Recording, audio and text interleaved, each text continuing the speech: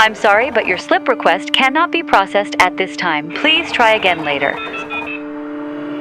Please hold for the next available slip operator. Your request is very important to Birch for the greater omniplane. You're sure we want to be out in the open like this? The tree line is completely occupied, and you have 0 rounds remaining. Holy shit. How about a rush on that slip request? Hurry! Your slip request has been successfully processed. Thank you, and have a nice day. Where are we, Malcolm? 1.3 miles southeast of observation post Worm Line. Would you like me to file another slip Nope, request? that won't be necessary. Besides, I need the exercise. Yes, you do. You know what? Just shut up, Malcolm. Affirmative. Thank you.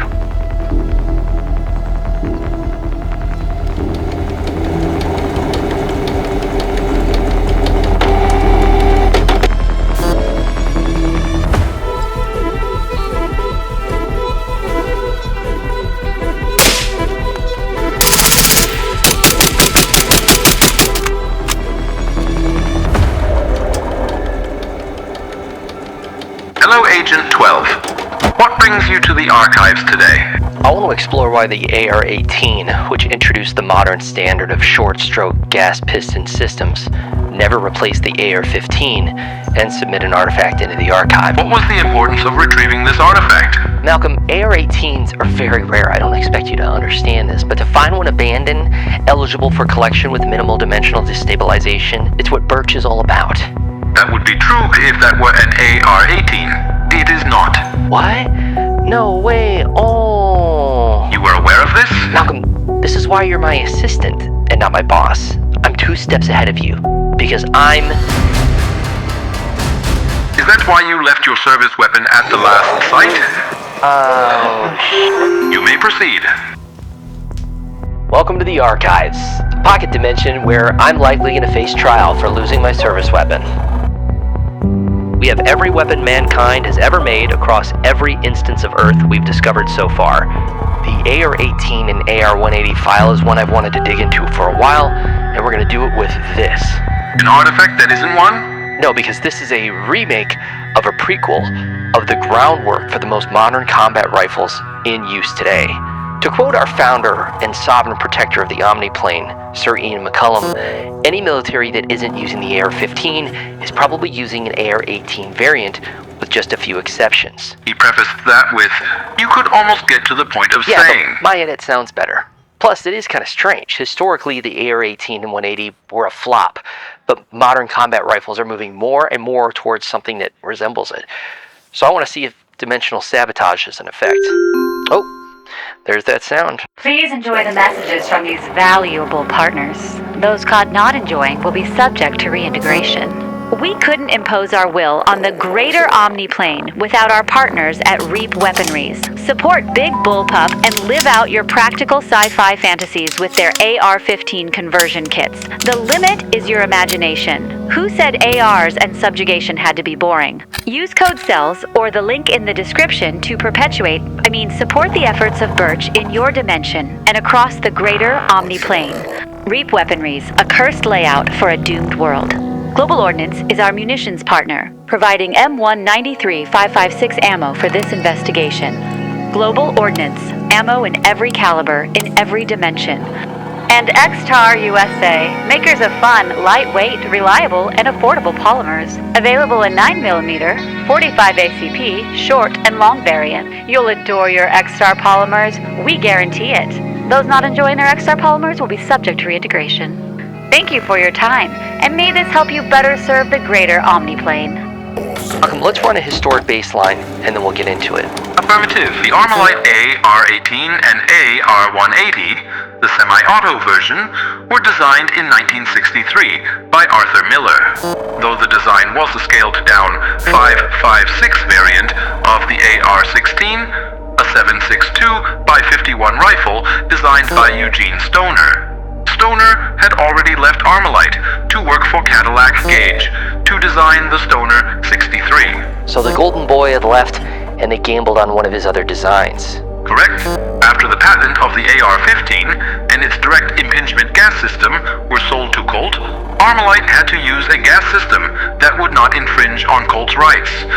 So Arthur utilized a Stoner gas system originally developed in the AR-12. Like a shotgun? Contrary to modern association, the Armalite AR-12 was not a 12-gauge shotgun, but rather the earliest example we have of Eugene Stoner's gas piston system rifle. So what's an AR-9? You're going to tell me that's not a 9mm AR? The AR-9 was a 12-gauge shotgun that pioneered the rotating bolt concept that was later incorporated into the AR-10. Okay, so hold up. So the AR-12 is a gas piston rifle, and the AR-9 is a 12-gauge shotgun, and the AR-18 is a scaled-down AR-16. So what's the AR-17? The AR-17 was a lightweight two-round semi-auto shotgun that utilized extensive aluminum construction. The more I know, the more I'm confused. This is why I handle the archives and not you. Because I am... Well played. You know, I think you're really starting to come out of your shell. I am not a crustacean or a turtle, and my firewall would not allow me to exceed the protective parameters of any likeness to a shell. Maybe not. The AR-18 and AR-180 never experienced mass adoption, their most notable use being by the IRA during their resistance to British rule in the late 1960s. Between the AR-18 and 180 models and their variants, it is estimated that less than 25,000 were ever produced. Armalite marketed the rifle as a less expensive and easier to produce rifle to less developed nations whose economy and production methods were less robust. Short-stroke gas piston systems are commonly in more expensive rifles, so how is the AR-18 and 180 supposed to be more cost-effective? The AR-18 and 180 utilized a stamped receiver rather than milled.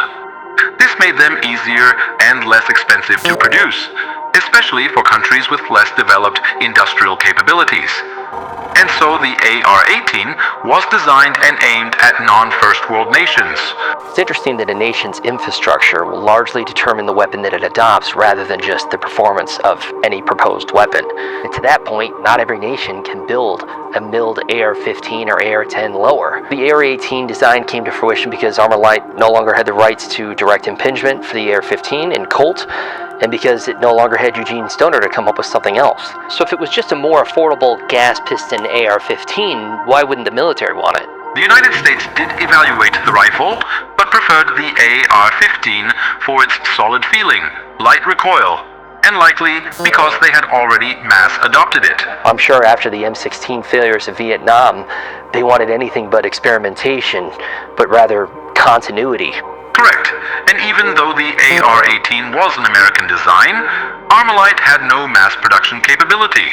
And so they licensed overseas production through Howa, a Japanese manufacturer, and Sterling, a British manufacturer. This gave the perception that it was a foreign or orphaned rifle. So I guess we can conclude that the AR-18 did fail naturally through conventional dimensional standards, lack of funding, Colt's entrenchment in the US military, and just really poor timing. Let's turn our attention then to the BRN 180. This is an attempt of a recreation of an AR-18, and the closest thing we have for demonstration. They even kept a funky charging handle. While the BRN 180 looks rather faithful to the AR-180, it misses two foundational details: stamped construction and affordability compared to the AR-15. However, the internals, piston system, bolt carrier, and recoil system are rather faithful. Alright then, let's get into this artifact bit by bit. Up front we have a Combat Applications Technologies Whitebread 5.56 suppressor. This can has an incredible tone, very low back pressure performance, to the point where if you ran the gun on its suppressed setting, which accounts for more back pressure, it wouldn't cycle and became bolt action gun. The whole lineup of CAT suppressors has been impressive. We have a slew of Arasaka accessories, including a barricade stop with a built-in QD mount for slings, a vertical foregrip, which is one of my favorite looking vertical foregrips, and these are aluminum, a flashlight that mounts with a M-LOK mount, and a little further back, a 45-degree pistol red dot mount. with a Holosun 507C ACSS Vulcan, which is also a great optic.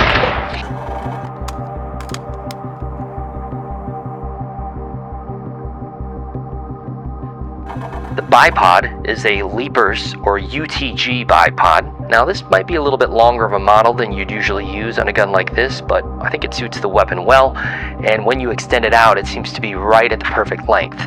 These are very affordable and incredibly solid for what they are, and because they mount to M-LOK instead of on the underside of the handguard, you get a really nice balanced access, and it's lined up with the barrel, which I really like for stability.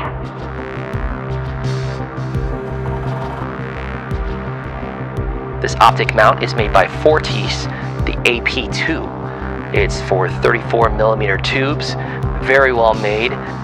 There's only one screw on top, but they're very large and rigid, which means tightening it down is simple. And on the side, we have 3 bolts for tightening it to the rail, which means it's unlikely to come loose. The optic itself is a Vortex Razor Gen 3 1:10 LPVO, and this is an incredible piece of glass. This is the Mill reticle, and I can truly say that the illumination is a red dot bright, and it's very fast, very nice to look through, though one is a little far off from 1X. These BRN uppers are designed for mil-spec AR-15 lowers. This is a Nemo Arms forged lower receiver as part of their FX line, which is affordable compared to other products in their lineup, and it's worked great. An HRF Concepts RCM is a must these days, makes mag changes very easy, and they look pretty good. For the back, we have a dye-free Kung Fu grip, which is my go-to. And the trigger and safety are made by Mimtac. This Mimtac Drastic trigger has a 3.5 pound pull, and it suits this rifle really well for fast firing, but also for precision shooting. At the back, because it is a bufferless upper, we have a K&S Picatinny adapter, which allows for the mounting of this Samson folding stock adapter that imitates a mil-spec buffer tube. I really like the folding mechanism on this. The button release is really easy. You don't have to crank on it to get it to release, and it uses 2 screws instead of 1, so you get a little bit more of a secure connection to that Picatinny mount. And then in the back, we have a Fab Defense precision stock with a lot of adjustment. It looks great. It's lighter weight, and it's just a great all-rounder, very adjustable stock. All right, Malcolm, let's do a little shooting.